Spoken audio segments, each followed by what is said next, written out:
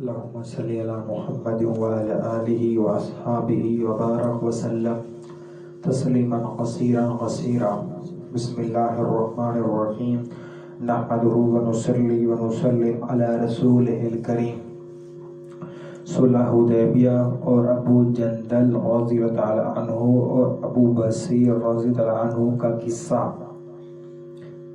6 ہجری میں حضور اقدس صلی اللہ علیہ وسلم عمرے کے ارادے سے مکہ تشریف لے جا رہے تھے۔ کفار مکہ کو اس کی خبر ہوئی اور وہ اس خبر کو اپنی ذلت سمجھے، اس لیے مرحمت کی اور حدیبیہ میں آپ کو روکنا پڑا۔ جان نثار صحابہ ساتھ تھے جو حضور صلی اللہ علیہ وسلم پر جان قربان کرنا فخر سمجھتے تھے۔ لڑنے کو تیار ہو گئے، مگر حضور صلی اللہ علیہ وسلم نے مکہ والوں کی خاطر سے لڑنے کا ارادہ نہیں فرمایا اور صلح کی کوشش کی، اور باوجود صحابہ کرام رضی اللہ عنہم اجمعین کی لڑائی پر مستعد اور بہادری کے حضور اکرم صلی اللہ علیہ وسلم نے کفار کی اس قدر رعایت فرمائی کہ ان کی ہر شرط کو قبول فرما لیا۔ صحابہ کرام رضی اللہ عنہم اجمعین کو اس طرح دب کر صلح کرنا بہت ہی ناگوار تھا، مگر حضور اقدس صلی اللہ علیہ وسلم کے ارشادات کے سامنے کیا ہو سکتا تھا کہ جان نثار تھے اور فرما بردار، اس لیے حضرت عمر جیسے بہادروں کو بھی دبنا پڑا۔ صلح میں جو شرطیں طے ہوئی، ان شرطوں میں ایک یہ شرط بھی تھی کہ کافروں میں سے جو شخص اسلام لائے اور ہجرت کرے، مسلمان اس کو مکہ واپس کر دیں، اور مسلمانوں میں سے خدا نہ خواستہ اگر کوئی شخص مرتد ہو کر چلا آئے تو وہ واپس نہ کیا جائے۔ یہ صلح نامہ ابھی تک پورا لکھا بھی نہیں گیا تھا کہ حضرت ابو جندل رضی اللہ عنہ ایک صحابی تھے جو اسلام لانے کی وجہ سے طرح طرح کی تکلیفیں برداشت کر رہے تھے اور زنجیروں میں بندھے ہوئے تھے۔ اسی حالت میں گرتے پڑتے مسلمانوں کے لشکر میں اس امید پر پہنچے کہ ان لوگوں کی حمایت میں جا کر اس مصیبت سے چھٹکارا پاؤں گا۔ اس کے باپ سہیل نے اس صلح نامہ میں کفار کی طرف سے وکیل تھے اور اس وقت تک مسلمان نہیں ہوئے تھے۔ فتح مکہ میں مسلمان ہوئے، انہوں نے صاحبزادے کے تماچے مارے اور واپس لے جانے پر اصرار کیا۔ حضور صلی اللہ علیہ وسلم نے ارشاد فرمایا کہ ابھی صلح نامہ مرتب بھی نہیں ہوا، اس لیے ابھی پابندی کس بات کی، مگر انہوں نے اصرار کیا۔ پھر حضور صلی اللہ علیہ وسلم نے فرمایا کہ ایک آدمی مجھے مانگ ہی دے دو، مگر وہ لوگ ضد پر تھے، نہ مانا۔ حضرت ابو جندل رضی اللہ عنہ نے مسلمانوں کو پکار کر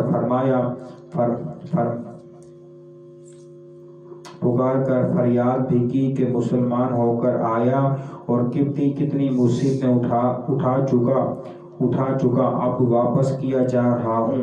اس وقت مسلمانوں کے دلوں پر جو گزری ہی ہوگی اللہ ہی کو معلوم ہے، مگر حضور صلی اللہ علیہ وسلم کے ارشادات سے واپس ہوئے اور حضور صلی اللہ علیہ وسلم نے تسلی فرمائی اور صبر کرنے کا حکم دیا اور فرمایا کہ ان قریب حق تعالی شانہ تمہارے لیے راستے نکالیں گے۔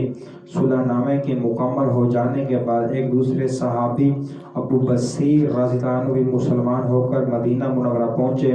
کفار نے ان کو واپس بلانے کے لیے 2 آدمی بھیجے۔ حضور اقدس صلی اللہ علیہ وسلم نے حسب وعدہ فرمایا اور حضرت ابو بصیر رضی اللہ عنہ نے عرض کیا کہ یا رسول اللہ صلی اللہ علیہ وسلم، میں مسلمان ہو کر آیا، آپ مجھے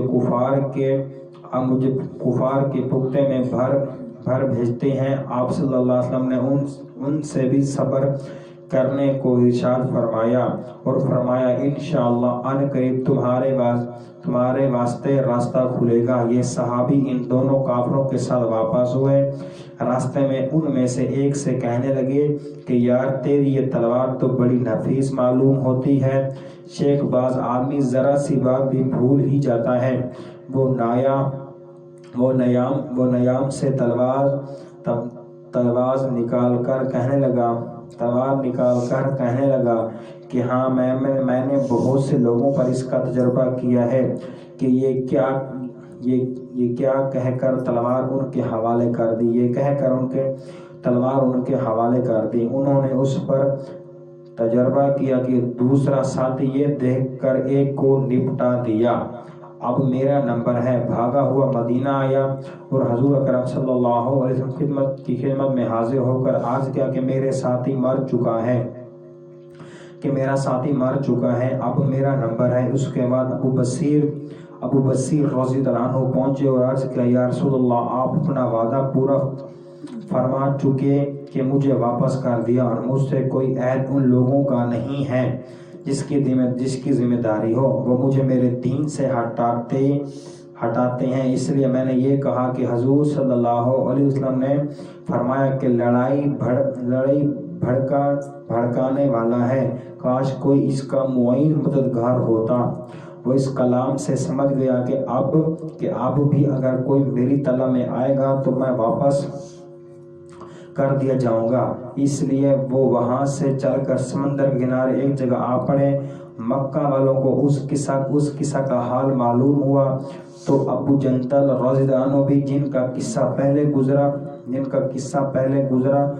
گزرا چپ کرو میں پہنچ گیا۔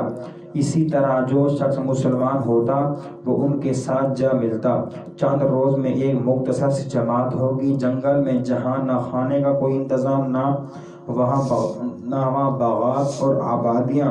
اس لیے ان لوگوں پر جو گزری ہوگی وہ اللہ ہی کو معلوم ہے، مگر جن ظالموں نے ظلم سے پریشان ہو کر یہ لوگ بھاگے تھے اس کا نتیقہ بند کر دیا۔ جو قافلہ ادھر کو جاتا اس سے مقابلہ کرتے اور لڑتے، حتیٰ کہ کفار مکہ نے پریشان ہو کر حضور صلی اللہ علیہ وسلم کی خدمت میں عاجزی اور منت کر کے اللہ کا اور رشتہ داری کا واسطہ دے کر آدمی بھیجا اس کی بے سری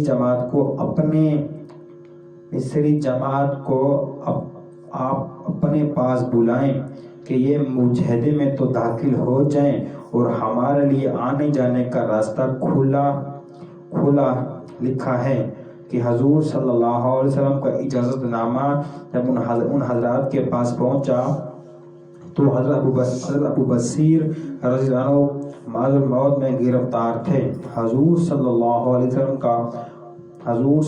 علیہ وسلم والا نامہ ہاتھ میں تھا، اسی حالت میں انتقال فرمایا رضی اللہ عنہ اجمعین۔ فائدے میں لکھتے ہیں آدمی اگر اپنے دین پر پکا ہو، بشرط کیا دین میں سچا ہو، تو بڑی سی بڑی طاقت اس کو نہیں ہٹا سکتی، اور مسلمان کی مدد کا تو اللہ کا وعدہ ہے، بے شرط کیا وہ مسلمان ہو۔ جو کچھ پڑھا سنا اللہ پاک ہم سب کو عمل کرنے کی توفیق عطا فرمائے۔ اللہم لک الحمد کما انت اہل، صلی علی محمد کما انت اہل، وفل بنا ما انت اہل، انک اہل التقوی واہل المغفرہ۔ ربنا آتنا فی الدنیا حسنۃ وفی الآخرۃ حسنۃ وقنا عذاب النار۔ اللہم اغفر لی وللمؤمنین والمؤمنات والمسلمین والمسلمات۔ سبحان اللہ وبحمدہ، سبحان اللہم وبحمدک، نشہد ان لا الہ الا انت، نستغفرک ونتوب الیک۔ سبحان ربک رب العزۃ عما یصفون وسلام علی المرسلین والحمد للہ رب العالمین۔ آمین آمین آمین برحمتک یا ارحم الراحمین۔